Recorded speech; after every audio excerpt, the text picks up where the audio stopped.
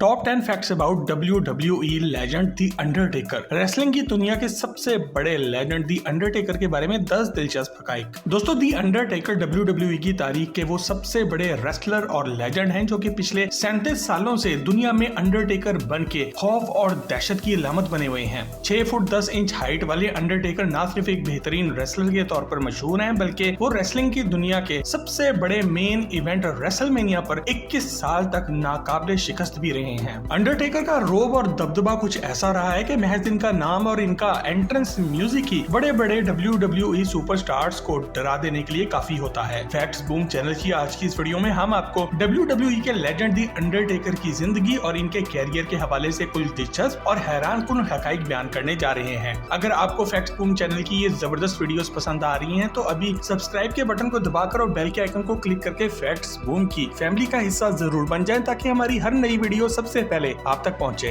Fact number 1 दोस्तों, the Undertaker के नाम से मशहूर इस WWE के रेसलर का असल नाम मार्क विलियम कैलवे है और ये 24 मार्च 1965 को अमेरिकी रियासत टेक्सास के शहर होस्टन में पैदा हुए थे। इनके वालिदैन का नाम फ्रैंक कैम्पटन कैलवे और बेटी कैथरीन ट्रोबे था। इनके 4 अपने से बड़े भाई भी हैं जिनका नाम डेविड, माइकल, पॉल और टिमोथी है। इन्होंने वॉल ट्रिप हाई स्कूल से अपनी ग्रेजुएशन की तालीम हासिल की और यहाँ पर वो फुटबॉल और बास्केटबॉल भी खेलते रहे। स्कूल के दिनों से ही वो एक बहुत ज्यादा लंबे कद वाले और मजबूत नौजवान थे जिनको देखकर सभी खौफ खाते थे। स्कूल के बाद इनको टेक्सास में मौजूद एंजेलिना कॉलेज लुफ्कुन में एक बास्केटबॉल के स्कॉलरशिप पे दाखिला मिला और यहाँ पर ये 2 साल तक पढ़ते भी रहे और खेलते भी रहे। इसके बाद इन्होंने टेक्सास में ही मौजूद Texas Wesleyan university Fort Worth में कदम रखा और यहाँ भी इन्होंने बास्केटबॉल के स्कॉलरशिप पे ही दाखिला लिया और बास्केटबॉल ही खेली। मगर साल 1986 में इन्होंने बास्केटबॉल की दुनिया को छोड़कर रेसलिंग की दुनिया में कदम रख दिया। फैक्ट नंबर 2 दोस्तों, अपने जबरदस्त कैरियर में अंडरटेकर ने बहुत सी खवातीन रेसलर्स को न सिर्फ हकीकत में डेट किया बल्कि वो इनकी WWE स्टोरी लाइन यानी कि रेसलिंग की कहानी के हिस्से के तौर पे भी बहुत सी खूबसूरत WWE फीमेल सुपरस्टार और डीवाज इनके साथ रह चुकी हैं। इसके अलावा वो रिंग से बाहर अपनी हकीकी जिंदगी में भी 3 बार शादी कर चुके हैं। अपने कैरियर के शुरू में अंडरटेकर का इस दौर की एक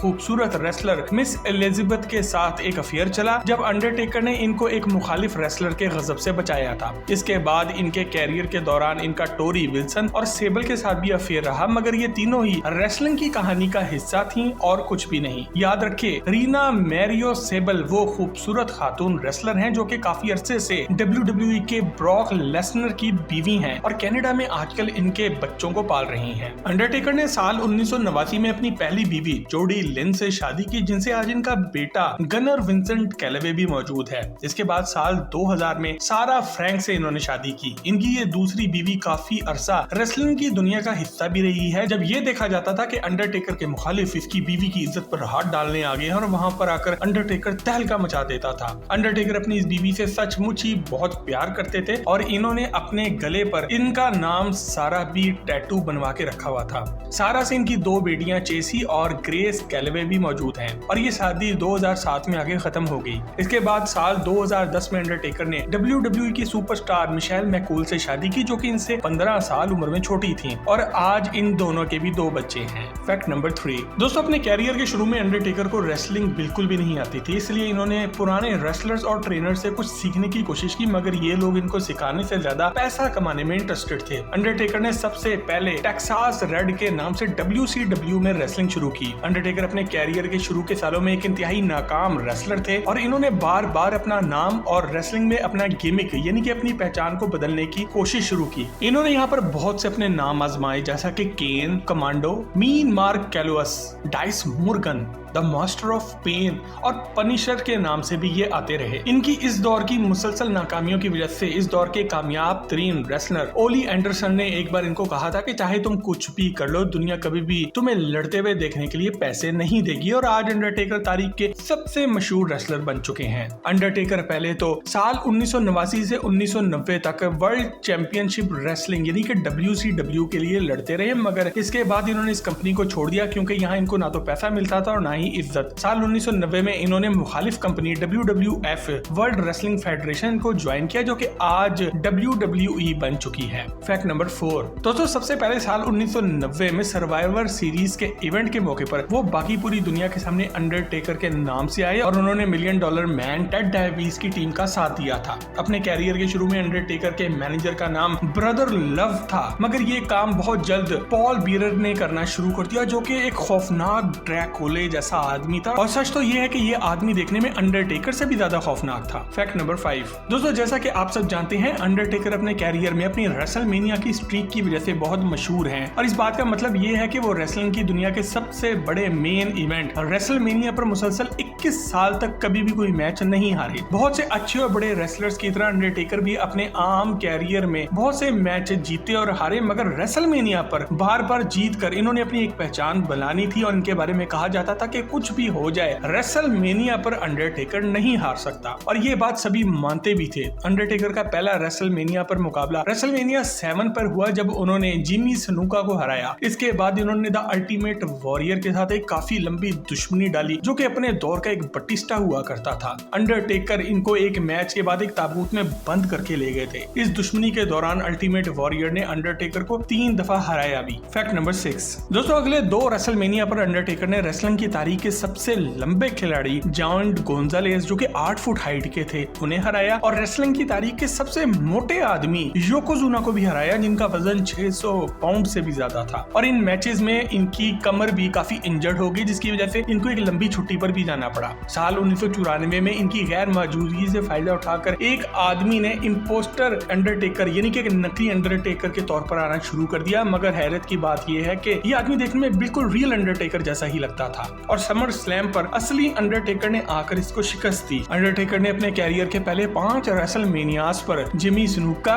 जेक रॉबर्ट्स, जायंट गोंजालेस, योकोजुना और केविन नैश को शिकस्त दी, और अब वो सबसे बड़े WWE सुपरस्टार बन चुके थे। फैक्ट नंबर 7, दोस्तों अपने कैरियर में अंडरटेकर ने 27 बार रेसलिंग के साल के सबसे बड़े इवेंट रेसलमेनिया पर लड़ाई की, और वो सिर्फ 2 मैचों के अलावा बाकी तमाम मैचेस में फातेह ठहरे। अपने लंबे कैरियर में इन्होंने रेसलिंग की तारीख के बेहतरीन रेसलर्स जैसा कि John Cena, triple H, Shawn Michaels, CM Punk, Edge, Batista, Randy Orton और केन को भी हराया। वो पहली बार तब हारे जब ब्रॉक लेसनर ने इनको एक जबरदस्त मुकाबले के बाद रेसलमेनिया 30 पर हरा दिया, और इस वक्त इस बात का किसी को भी यकीन नहीं आया था, क्योंकि इस वक्त तक सभी यही समझते थे कि इनको रेसलमेनिया पर हराना एक नामुमकिन सी बात है। दूसरी बार इनको रोमन रेंज ने रेसलमेनिया पर हराया। फैक्ट नंबर 8, दोस्तों आज तक अपने कैरियर में अंडरटेकर ने बहुत से मैचेस जीते हैं और कुछ हारे भी, मगर वो आज तक कोई भी मैच टैप आउट करके नहीं हारे, यानी कि आज तक उन्होंने कभी भी मैच में हार नहीं मानी। 2015 के समर स्लैम के इवेंट के दौरान उन्होंने ब्रॉक लेसनर के सामने टैप आउट कर दिया था, मगर ये बात इस वक्त के रेफरी को नजर नहीं आई थी और अंडरटेकर ने थोड़ी सी चीटिंग करके ये मैच भी जीत लिया था। अपने WWE कैरियर के दौरान अंडरटेकर को ऐसा जाहिर किया जाता था जैसे कि वो किसी की परवाह नहीं करते, ना किसी को पसंद करते हैं और ना ही वो किसी से डरते हैं। मगर अपने पूरे कैरियर के दौरान विंस मैकमैन, जो कि WWE के मालिक और चेयरमैन है, और अंडरटेकर बहुत अच्छे दोस्त रहे हैं। एक मर्तबा कर्ट एंगल ने सिर्फ मजाक में ही विंस मैकमैन को धक्का दे दिया था, मगर अंडरटेकर ये देखकर बहुत गुस्सा हो गए और उन्होंने कर्ट एंगल को बहुत मारना शुरू कर दिया, और बाद में विंस मैकमैन ने ही दरमियान में आकर बीच बचाव करवाया और अंडरटेकर को बताया कि भाई ये सब मजाक था। इसके अलावा जिम रॉस, जो कि WWE के एक सीनियर कमेंटेटर रह चुके हैं, उन्होंने बताया कि विंस मैकमैन ने अंडरटेकर को WWE के लॉकर रूम का बॉस बनाया हुआ था, और सभी जानते थे कि अगर किसी को कोई भी मसला होगा तो वो सबसे पहले अपना मसला लेकर अंडरटेकर के पास जाएगा, और अगर फिर भी ये मसला हल ना हुआ तो फिर अंडरटेकर ये बात आगे विंस मैकमैन तक खुद लेकर जाएगा। फैक्ट नंबर 9, दोस्तों अंडरटेकर और शॉन माइकल्स दोनों ही WWE के तारीख के बहुत बड़े लेजेंड्स हैं, और इन्होंने 2 बार रेसलमेनिया पर एक दूसरे का मुकाबला किया। ये दोनों मैचेस रेसलमेनिया 25 और फिर रेसलमेनिया 26 पर हुए। दोनों ही दफा अंडरटेकर ने मैचेस जीते भी। शॉन माइकल्स की अपनी ख्वाहिश थी कि WWE में इनका आखिरी मैच अंडरटेकर के साथ हो। रेसलमेनिया 15 के दौरान एक बार शॉन माइकल से कहा गया कि तुमने स्टोन कोल्ड से ये मैच हारना है, तो उन्होंने मैच हारने से ही इनकार कर दिया, क्योंकि वो इन दोनों बहुत ही एक मगरूर और प्राउड किस्म के इंसान हुआ करते थे। इस वक्त अंडरटेकर ने इनको घर जाकर सीधा किया और बताया कि बेटा तुम्हें आज हार माननी पड़ेगी। फैक्ट नंबर 10, दोस्तों आप अगर अंडरटेकर का नाम जानते हो तो फिर इनके छोटे भाई और खौफनाक भाई केन के नाम से भी वाकिफ होंगे। अंडरटेकर जब WWE में पहले दिन आए तो इनको इनका पहला नाम केन द अंडरटेकर दिया गया था, और बाद में केन का लफ्ज हटा दिया गया और इसके बाद इनके भाई के कैरेक्टर को ये नाम देकर सामने लाया गया, यानी कि केन इनका भाई बना के लाया गया। ये दोनों भाई लातादाद मैचेस में एक दूसरे के दोस्त और दुश्मन भी रह चुके हैं और इन दोनों भाइयों की जोड़ी को द ब्रदर्स ऑफ डिस्ट्रक्शन यानी कि तबाही मचाने वाले भाई कहा जाता था, जो कि एक साथ बहुत सी बार टैग टीम चैंपियनशिप्स भी जीत चुके हैं। याद रखें कि ये सिर्फ स्क्रीन पर भाई थे, हकीकी जिंदगी में ये दोनों भाई नहीं हैं। केन का असल नाम मेयर ग्लेन जैकब्स है और वो अपने इलाके का मेयर यानी कि नाजिम है। दोस्तों हैरत की बात यह है कि जिस जगह का ये बंदा मेयर है वो कोई छोटी सी जगह नहीं, बल्कि इसका कुल रकबा लाहौर शहर के बराबर है और इस इलाके की आबादी 5 लाख नफूस पर मुश्तमिल है। दोस्तों ये थे अंडरटेकर और इनकी जिंदगी के हवाले में कुछ दिलचस्प हकाइक। अगर आप अंडरटेकर के बारे में कोई ऐसी बात जानते हैं जो हमने नहीं बताई तो कमेंट सेक्शन में लिखकर हमसे शेयर जरूर करें और अगर आज की वीडियो पसंद आए तो इसे लाइक करके फेसबुक और व्हाट्सएप पर अपने दोस्तों के साथ भी शेयर जरूर करें। मजीद ऐसी जबरदस्त वीडियोस के लिए फैक्ट्स बूम के चैनल को भी सब्सक्राइब जरूर करें।